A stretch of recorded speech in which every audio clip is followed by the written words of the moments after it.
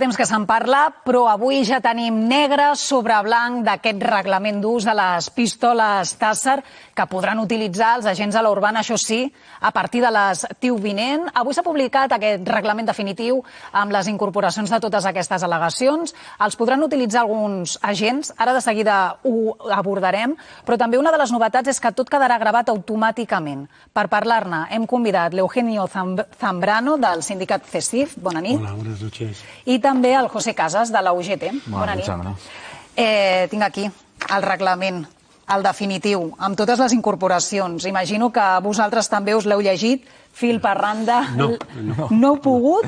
No es que no hayamos podido, es que no hemos tenido, el ayuntamiento no ha tenido la decencia de a los agentes sociales, a los representantes de los trabajadores, de hacernos llegar el reglamento, con lo cual seguramente que sabe usted más que nosotros de este reglamento. Es llamativo, ¿verdad? Pero es este ayuntamiento. Eugenio, no sé, tot i si no l'heu llegit, sabeu quina música conté aquest reglament? Sí, algo de la música sabemos. I us agrada el que sona, com sona aquesta música? Algunas cosas no, algunas cosas no.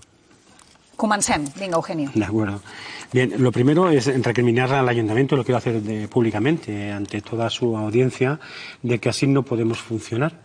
¿Vale? Nosotros, los representantes de los trabajadores, los agentes sociales, ¿vale? Cuando se disponen de unas herramientas para el uso, en este caso para nuestra función, pues debemos de tener conocimiento para poder hacer las enmiendas pertinentes para la mejora de esa utilización, entre otras cosas porque lo dice la Ley de Prevención de Riesgos Laborales. En este caso, nosotros, los agentes sociales, no tenemos conocimiento de este reglamento. Por ejemplo, ustedes lo tienen, es llamativo, ¿verdad?, que no tengan ustedes, ¿no? Que está muy bien, ¿eh? Lo tienen las fuerzas políticas de la oposición, pero sin embargo aquellos que tenemos que decir algo sobre esa herramienta que tiene que estar a disposición de los policías para poder trabajar, pues no la tenemos. Extraoficialmente sabemos algunas cuestiones en las que podemos o no estar de acuerdo, pero claro, lo sabemos extraoficialmente. Oficialmente tendremos que esperar a que esto se apruebe en el Pleno, ya que el señor Culbón y el señor Valle no han tenido la decencia de hacérnoslo llegar, y luego pues nuestros servicios jurídicos lo estudiarán y haremos las enmiendas pertinentes para mejorar este reglamento para que, en este caso, los policías lo puedan utilizar con toda seguridad, con toda la eficiencia y la eficacia que requiere estos dispositivos electrónicos de control. José, compartiu aquesta visió des del sindicat CESIF? Hi ha marge encara per presentar esmenes i noves al·legacions i que, per tant, aquest text pugui canviar? Bé, sí que és cert que no ens ha arribat, no l'han facilitat als sindicats encara, però sí que nosaltres des de 2015 que fem la demanda de tenir els DC hem anat fent ja aportacions, copiant una mica els procediments que hi ha altres policies. I pel que anem llegint va en línia del que nosaltres anem demanant, el tema de la gravació, el tema de la seguretat, de la formació. Si estarem a temps o no de fer al·legacions, entenc que un cop surti publicat el dia 27 al ple tindrem temps de fer-ho, o potser abans ens reuneixen i ens demanen alguna cosa, però no ho sabem. El calendari encara va una mica per llarg, això no serà immediat. Ens estem situant a l'estiu del 2026. Primer cal fer unes certes passes burocràtiques. Per què necessita la Guàrdia Urbana aquestes pistoles Taser? Bueno, pues mire, lo primero que desde luego que la utilización nosotros, bueno, pues eso, ¿no? Llevamos desde hace ya muchos años CESIF, como sindicato mayoritario de la policía de la Guardia Urbana, llevamos haciendo esta reivindicación y de otras herramientas policiales que después podemos poner aquí encima en valor la necesidad de poder disponer de ellas para mejorar el servicio público de seguridad de cara al ciudadano y nuestra propia seguridad.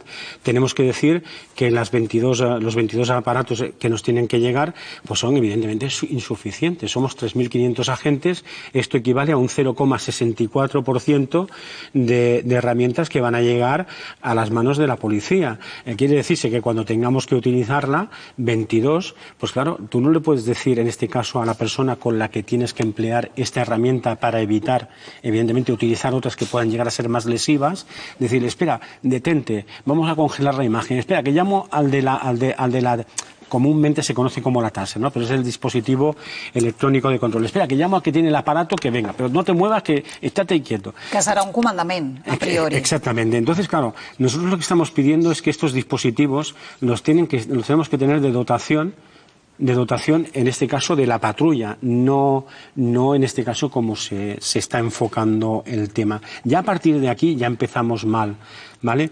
¿Por qué las tenemos que utilizar? Pues mire usted, el 4 de febrero del año 2006, ¿vale? El señor Rodrigo Lanza, un delincuente que posteriormente, después en el año 2016, 17 creo, mató a una persona en Zaragoza, ¿vale? Dejó tetrapléjico a un compañero nuestro. Tal vez si en ese momento hubiésemos tenido este dispositivo u otros que estamos reclamando, estos hechos no hubiesen ocurrido, ¿vale? Tenemos datos que les he hecho llegar a ustedes, ¿no?, donde arrojan la siniestralidad laboral que tiene la Guardia Urbana. Tenemos 490 siniestros de la policía, atentados, lesiones. El siguiente colectivo que sigue a la Policía Guardia Urbana es el de bomberos con 58. Y dentro de lo que sería el cuerpo general de funcionarios del ayuntamiento, 17. Estos datos, solo ya estos datos nos está diciendo esa siniestralidad que obedece a lesiones fruto de nuestras intervenciones policiales, bien porque sean agresiones directa o indirecta. De seguida parlarem d'aquesta xifra de 22, perquè el reglament obre la porta a fer-ho extensiu a la resta d'agents, però més enllà també d'aquestes xifres, José, posem casos concrets en els quals creieu que podeu necessitar aquestes pistoles, perquè tot sovint dieu que entre la porra i la pistola hi ha un buit gran que podria cobrir-se, dieu, amb aquest tipus d'instrument. És una eina intermitja entre la defensa i l'arma de foc, i sobretot és necessària quan tens enfrontaments agressius cos a cos per evitar aquest cos a cos. Evitant el cos a cos evites lesions cap a la persona que està violenta o agressiva i evites lesions cap als policies. Si pots fer una reducció en distància. I és aquesta les actuacions preferents de la utilització dels dispositius conductors d'energia, els DCs. El reglament també apunta que tot quedarà gravat, de manera automàtica. Això us dona seguretat? Ho volíeu? Sabeu com funcionará? Sí, porque evidentemente CESID es un sindicato que está implementado en todo el territorio español. No vamos a ser la única policía que vamos a disponer de esta herramienta. Sí que es verdad que en Cataluña vamos a ser los últimos, es increíble, ¿no? Somos la policía local más grande, importante de Cataluña y seremos la última en tenerlo. Hay otros municipios. En Cataluña hay 948 municipios, de los cuales 223 tienen constituido el cuerpo de policía local. Luego están los vigilantes municipales. Pues piense usted que los vigilantes tienen estos dispositivos y la policía de Barcelona seremos los últimos en toda Cataluña de que se nos dote.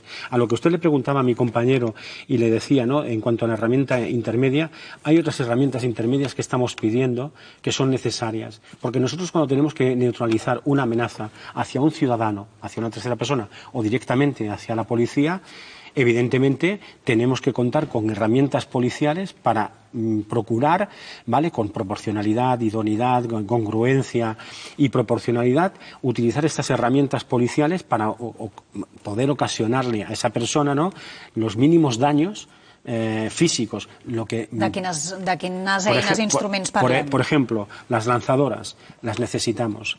Las pistolas de pimienta, las necesitamos. Los guantes, porque la tecnología se va aplicando cada vez más a las necesidades de la policía. Ahora ya hay guantes, ¿vale?, que son dispositivos electrónicos de control, ¿vale?, que no se necesita la taser. El mismo guante tiene una carga eléctrica, ¿vale?, inferior a la taser, y es muy importante para poder reducir a una persona, enmanillarla, violenta, hacia terceras personas o hacia la propia policía. O sea, quiere decirse, los guantes, por ejemplo, de detección de metales. Cada día usted piense que tenemos más armas blancas en la calle, más armas de fuego. Les lanzadores, pels qui no entenem de què estem parlant. Las lanzadoras son los proyectiles de caucho que pueden también tirar otro tipo de proyectiles, que son muy propios y muy adecuados para riñas tumultuarias. Por ejemplo, tengo aquí las estadísticas del Ministerio del Interior que nos dicen que en el semestre del año pasado, ¿no?, tuvimos 400, en la ciudad de Barcelona, 472 casos de riñas tumultuàries con armes. També molt controvertits, perquè tot sovint aquests projectils acaben no anant... No, porque son herramientas ya muy logradas, muy sofisticadas, y cuando hay una riña tumultuaria, usted piense, y son vídeos que podemos ver colgados en las redes sociales, especialmente en el Raval y en otros sitios, sin querer poner una etiqueta a ningún territorio, pero oiga, que están saliendo con machetes, con katanas, con puñales, y normalmente cuando se enfrenta son mafias que se disputan el territorio, ¿vale? Y que ocasionan, pues evidentemente, y ponen en peligro a ciudadanos, entre ellos mismos y a la propia policía. Anem a analitzar el reglament perquè es marca molt la normativa d'ús i, per exemple, s'estableix que està prohibit utilitzar aquesta arma contra dones embarassades, menors de 14 anys,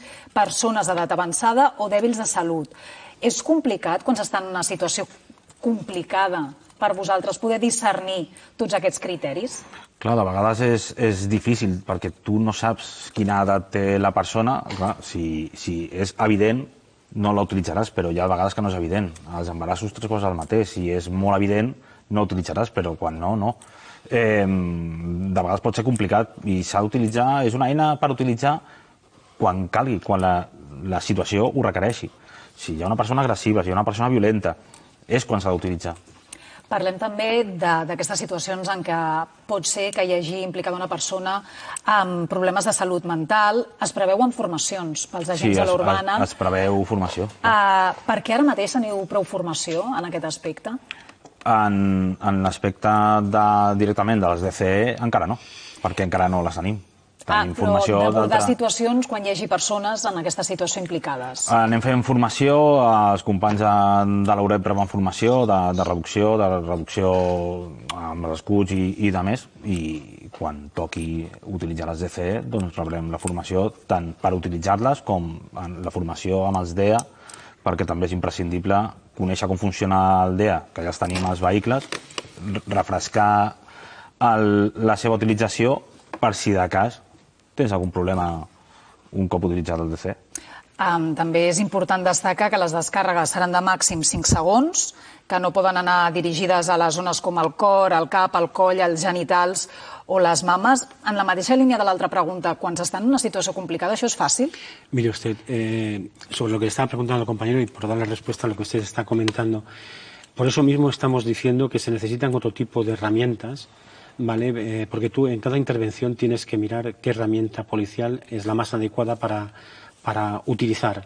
Por eso nos hacen falta las pistolas de pimienta, nos hacen falta las lanzadoras, porque no siempre es apropiado utilizar el propio dispositivo electrónico de control. Por ejemplo, a una persona, como pasó no hace mucho, ¿no? Un indigente que iba cubierto, ¿vale? Con cartones y demás para el frío y demás, está la Taser, ¿no? El dispositivo electrónico de control, la Taser es de la marca, ¿no? Se tiene que utilizar con ropa ligera, porque claro, si hay algo, los electrodos no penetran y no se puede utilizar, ¿no? Claro, por lo tanto no es eficaz. Luego pueden haber intervenciones en las que tú tengas dudas, ¿no? Por lo tanto, hay otros dispositivos que tenemos, otras herramientas, como le digo, los guantes, las pistolas de pimienta. Tú disparas con la pistola de pimienta, la persona no le vas a hacer ninguna lesión para nada a nivel ocular, ¿vale? Que le cree ninguna lesión posterior, igual que los dispositivos eléctricos de control. O, por ejemplo, las lanzadoras. Por lo tanto, Guàrdia Urbana se tiene que dotar de un complemento de herramientas para poder trabajar. Mira, de seguida afegim més veus, però crec que val la pena també recollir una de les intervencions avui del tinent d'alcaldia de Seguretat, Albert Batlle, que assegurava que aquest reglament és garantista i que protegeix els drets humans de la ciutadania. És un reglament enormement garantista, jo crec que és el més garantista que realitza des del punt de vista del respecte dels drets humans, però a la vegada també des del punt de vista de la seguretat jurídica en l'ús d'aquests instruments, que per altra banda ja hem dit moltes vegades que és un instrument ja d'ús normal per part de moltes policies, i en el cas de Catalunya doncs des de l'any 2016 per part de la Policia Integral del país, que és el cos de Mossos d'Esquadra. Volem incorporar una altra veu en el debat. Bona nit, Sònia Olivella, coordinadora de litigis d'Irídia. Hola, bona nit. Coincidiu amb el responsable de seguretat, Albert Batlle. Aquest reglament respecta els drets humans i recull les peticions que havíeu fet? Lamentablement no podem més que discrepar amb Albert Batlle i les declaracions que hem conegut avui, perquè amb la informació que ens arriba només constatem que aquest reglament no inclou gairebé cap de les recomanacions fetes des de les entitats de drets humans i entitats especialitzades en aquesta qüestió, i per tant segueix mancant d'aquest mínim nivell de garanties dels drets humans i per tant estem profundament preocupades. Sònia, teniu marge de maniobra? Fareu arribar algun tipus de missatge a l'Ajuntament per mirar de si és possible incorporar algun canvi en aquest reglament que en principi ja ha incorporat al·legacions? Com es comentava a la taula abans, hem tingut coneixement a través dels mitjans d'aquesta compareixença d'Albert Batlle. El que sí que vam fer les entitats especialitzades és presentar al·legacions quan corresponien al tràmit corresponent. No hem tingut resposta a si s'incorporarien o no aquestes al·legacions més que el que hem conegut avui i seguirem molt pendents perquè aquest reglament encara s'ha d'aprovar en el ple i, per tant, aquí també hi ha una responsabilitat de tots els grups parlamentaris de decidir si tiren endavant amb un reglament i amb la incorporació d'unes noves armes, que no oblidem que són armes potencialment torturants i potencialment letals, com ja s'ha comprovat, i, per tant, serà decisió d'aquests grups, no només del govern, si tira endavant l'aprovació d'un reglament que és contrari als estàndards mínims internacionals. Ara comentàvem aquí a la taula que ja hi ha altres policies que tenen aquestes TASER com a ús, com a eina. Quina experiència teniu vosaltres en altres països, en altres municipis o fins i tot en el cos dels Mossos d'Esquadra que també la tenen incorporada? Efectivament, una d'aquestes policies és el cos de Mossos d'Esquadra. Quan es va incorporar aquesta arma, les entitats ja van fer un crit d'alerta de que eren armes potencialment letals. Es va rebutjar aquesta informació que ja existia científica i mèdica i malauradament hem hagut de comprovar per la pitjor de les vies que efectivament podia ser letal perquè ja hi va haver un mort per ús de tàser de l'Antonio a Badalona, que és un cas que acompanyem des d'Irídia. També hem vist molts altres casos en què no s'està complint el protocol dels Mossos d'Esquadra i el que és encara més preocupant que és que el propi protocol no compleix amb aquests estàndards. I ara ens trobem que la Guàrdia Urbana de Barcelona, l'Ajuntament, pretén incorporar aquesta arma al cos de Guàrdia Urbana de Barcelona copiant o reproduint aquest protocol de Mossos que ja no està ajustat a les garanties de drets humans en qüestions essencials. Estem dient que si s'aprova aquest reglament estarem en una societat en què permetem que es dispari tàser a infants de 14 anys. Justament et volia preguntar sobre aquesta qüestió perquè també es posa condicionants a les edats. No es pot disparar una descàrrega elèctrica a menors de 14, però per damunt de 14 sí. Què hi teniu a dir sobre això des d'Irídia? I de fet escoltava també les aportacions a la taula que eren extremadament interessants i els ha dit que és important fer una avaluació quan s'incorpora una nova arma de per quina finalitat, amb quina motivació o per quina necessitat s'incorpora aquesta arma. Quan estem parlant que és necessària, com s'expressava abans, per situacions molt concretes d'alta violència o de risc per a la vida dels agents o de terceres persones, el que veiem és que el reglament que es vol aprovar no només preveu aquestes circumstàncies, preveu que s'utilitzi la tàser en situacions de salut mental, en què el que fa falta és una assistència mèdica i en cap cas una agressió amb una arma potencialment torturant i letal.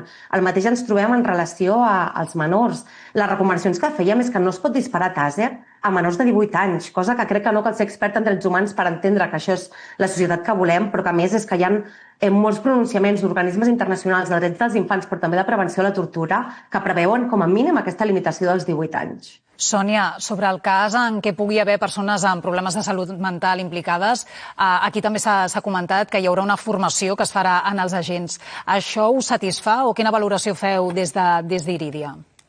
Evidentment, totes formacions són bones i més tot el que tingui a veure amb la gestió de la conducta policial en relació a com mitigar o atendre casos de salut mental. El que estem dient és que hi ha d'haver una prohibició d'ús en casos de salut mental. Per què? Hi ha molta evidència científica i així ho hem vist també en el cas que acompanyem de mort, però també està recollit en informes mèdics i documentació científica des de fa molts anys que si es fa una descàrrega o diverses descàrregues de tàser dels dispositius de conducció d'energia a persones que estan en un moment de brot psicòtic o d'estat d'agitació, que és el terme mèdic en què es troben les persones en una crisi de salut mental, el risc de mort creix exponencialment. I, per tant, estem autoritzant l'ús d'unes armes que poden causar la mort si s'utilitzen en casos d'estat d'agitació. El reglament que s'ha presentat avui també incorpora una novetat important i és que cada cop que s'utilitzi una tàser, automàticament tota aquesta actuació quedarà gravada. Això us tranquil·litza, us satisfà? Era necessari? Si fos així, ho podríem celebrar, ja que sí que és necessari, és una de les al·legacions que formulàvem. La realitat, pel que tenim entès i pel que coneixem del que s'ha publicat avui, evidentment cal revisar, és que no és així. El que preveu el reglament amb l'actual redacció és que es preveu que es pugui gravar de forma automàtica sempre i quan hi hagi disposició tecnològica i s'afegeix aquest afegit en el redactat. El que diem és que el reglament ha d'incorporar l'obligació de que l'ús de tàser vagi acompanyat de les capacitats tècniques i tecnològiques de que es pugui gravar de forma automàtica. Primer pels propis agents, perquè efectivament en una situació complicada en què s'hagi de fer servir aquest ús de tàser, és molt difícil que el propi agent que l'ha d'utilitzar, que està fent tot l'ús de la força prèvia, proporcional i de més, activi ell mateix la gravació de la tàser. I això ho hem vist també. El que ens trobem és que no en tots els casos, de fet en molts, no s'acaba gravant o en cap cas cap part de l'actuació o part d'aquesta actuació quan hi ha hagut una actuació que ha de ser investigada. I per tant no podem estar d'acord amb que s'incorpori una tàser amb la previsió de que si es pot tecnològicament es gravarà automàticament.